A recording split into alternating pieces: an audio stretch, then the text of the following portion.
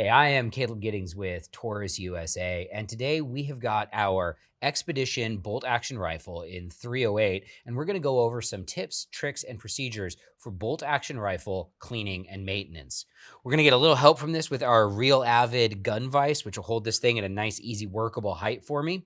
Now, the first thing that we want to talk about when we're talking about cleaning a bolt gun is when to clean it. And if you go online and Google when to clean your bolt action rifle, you will find pages and pages and pages and pages of results that are basically people arguing about when you should clean your rifle. Now, the thing with bolt guns is they will often require a shooting in period. A perfectly clean barrel will frequently be less accurate than a barrel that has a little bit of fouling in it. However, if you have a barrel that has a lot of fouling in it, the accuracy is going to be degraded by all of the fouling that's in the barrel. So my recommendation to you on when to clean your bolt action rifle is when it starts to open up your group size. So if you've consistently been shooting sub MOA groups like the Expedition is capable of, and then all of a sudden your favorite ammo starts shooting bigger groups that are over what you're used to, it might be time to clean your gun. So if we've established that it's time to clean our gun, let's take a look at the tools that we're going to need to do that. When you start cleaning your rifle, you're going to need cleaning supplies. That may seem obvious, but sometimes people try to do crazy stuff and clean these guns with water and a rag, and that's not going to work. You do need to get some basic cleaning supplies. You don't need to break the bank because you only need a few simple items. You're going to need a bore cleaner. You're going to need some sort of lubricant, protectant oil. You're going to need a cleaning rod, and then you're going to need a couple of what are called jags to hold your little cloth patches. You'll need a brush that's capable of taking carbon and lead fouling out of the barrel. And then lastly, you'll need some cloth patches and you'll need a rag. And for your rag, lots of different things can do. It doesn't have to be a nice microfiber cloth like this. I use old t-shirts for most of my rags. Your cleaning patches should actually be designed as cleaning patches. The reason why we want to use these is they won't leave residue in the barrel. They're not going to leave little strips of cloth in the barrel as we punch the cleaning patch all the way through the gun. Now, to get started with our cleaning procedures, obviously, first thing we want to do is we want to make sure that the gun is unloaded. So we're just going to operate the bolt, pull it back to the rear, and take a look down inside the chamber. Once that's done, the Taurus Expedition has a bolt release on the side of the action. So I can just press that bolt release, pull the bolt fully outside of the gun, and set that aside. We'll come back to the bolt later and talk about lubrication and cleaning procedures for that.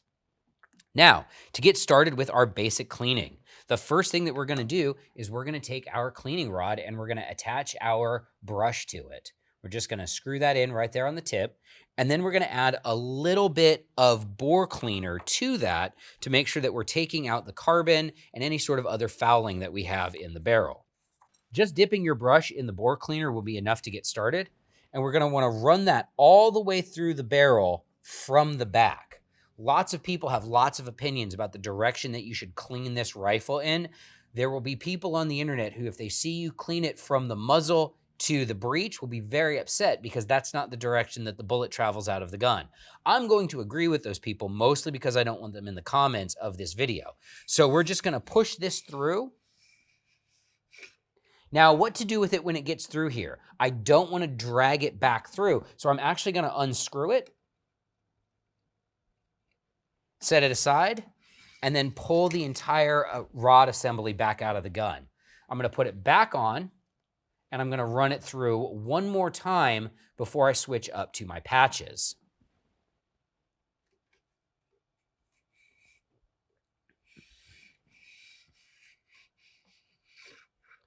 All right, that's all the way through. So I can take the brush off, and I can pull my rod out of the action, and then I can go ahead and attach my jag for my patch.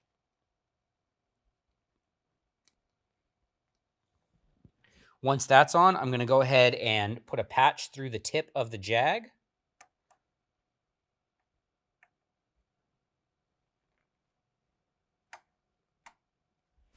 And we're going to go ahead and punch that dry down the barrel. I want to remove any loose carbon or debris that I might have freed up by running that brush down there with this patch.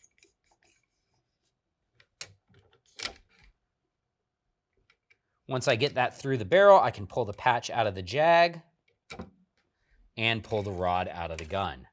Now I'm going to take another patch and I'm going to put a dab of bore cleaner on that and run that one through the barrel.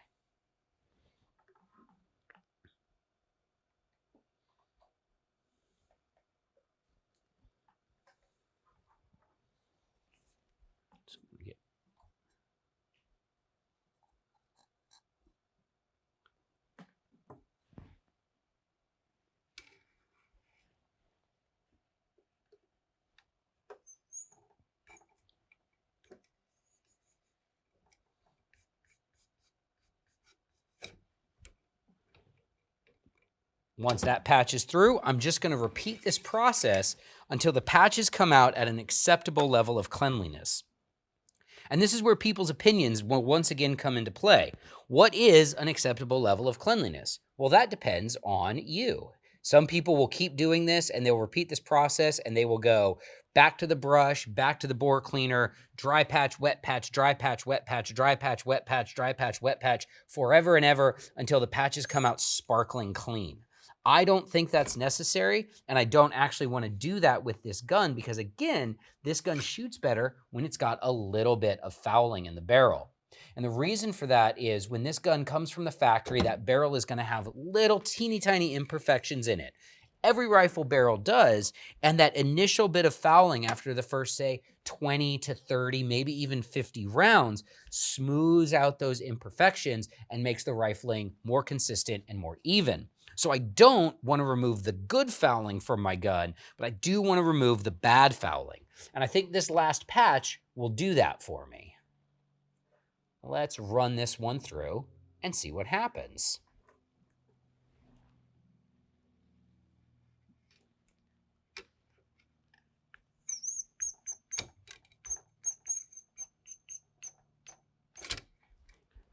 That's perfect. There's still a little bit of carbon fouling on the patch, but I'm perfectly happy with that because, again, I don't want to remove too much of the fouling. I've removed some of the stuff in the gun that I don't want in there that might negatively affect the accuracy without removing the good fouling that evens out the rifling and the bore. That's it for cleaning the bore. Next, we're going to move on to cleaning the bolt and function testing the rifle. The next thing I'm going to check after checking the bolt face is making sure that the extractor has spring tension. This is important because this is the part of the bolt that actually grabs onto the rim of the spent cartridge and rips it out of the chamber and then flings it out of the gun so you can chamber another round. Now again, with the sub-MOA accuracy of the Taurus Expedition, you'll probably only need one shot, but you'd like to have another one in the chamber for when you really need it. Looking at the bolt on my gun, everything appears to be good. The bolt face is relatively clean. The extractor claw has plenty of spring tension. So all I'm going to do now before I put this back in the gun is I'm going to apply a couple of little dabs of grease to it. Where am I going to put the grease on? Anywhere that I've had metal on metal contact, mostly on the bolt lugs. The Taurus Expedition uses a tri-lug bolt design. So we're going to apply grease to each one of the bolt lugs before we put it back in the gun.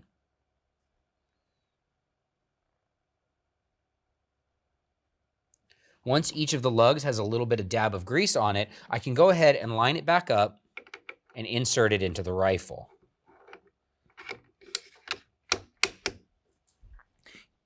Wipe away any excess oil. And then I'm going to run the bolt a few times to make sure everything is in place. And again, wipe off any excess oil that may be pushed out of place by the action.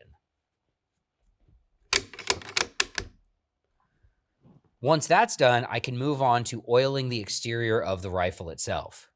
Now, if I'm going to immediately take this out into the field and shoot it or hunt with it or something like that, I don't want to put a ton of oil on it because in that situation, a lot of oil can attract dirt and dust and things from the outside environment. If I'm going to put this rifle up in my closet in between hunting seasons, then I'll actually want to put a heavier coat of oil on it to protect it from drying out, from rusting, and that sort of stuff. The Expedition has a DLC finish on the barrel, which is very resistant to wear and tear and corrosion, but we still want to take care of it. So to oil this for the field, I'm going to grab some of my gun oil, and I'm just going to put a dab of it on one of my leftover patches from when I was cleaning. This little dab of oil right here is more than sufficient to lubricate this gun to go zero it or to take it on a hunt. I'm going to apply it to the surface of the bolt, run the bolt, make sure that every part of it is good to go, put the bolt back in, and then just apply a light coat to the barrel. Again, this is to protect it from the elements. I don't want to go crazy here. I don't want to over lubricate this, especially if I'm about to go out and shoot it, because I don't want to attract anything bad from the environment. If I see any place where the gun is excessively shiny from the lube, I'll just wipe that bit off with a dry, clean patch. Once that's done, the gun has been lubricated. The last thing that we need to do before we can mount an optic and take this gun out to shoot it is function check it. When we do a function check on the Taurus Expedition, there's a couple of key areas that we're looking to inspect. First, we want to make sure that the magazine release has spring tension. Then we're going to make sure that the bolt operates smoothly. And then we're going to test the manual safety. To engage the manual safety on the Expedition, I use my thumb to pull straight back until the safety locks in the safe position. I'll press on the trigger and nothing should happen. When I move the safety forward, nothing should happen in that position. The last thing that I'm going to do is actually test the trigger itself. To do that, I'll go ahead and press it all the way to the rear, run the action, and press it one more time. That's it. A function test on a bolt-action rifle is a very simple thing to do, and now that that's done, we have successfully cleaned our rifle and performed a basic function check. So the next thing to do is to mount our optic and get it zeroed.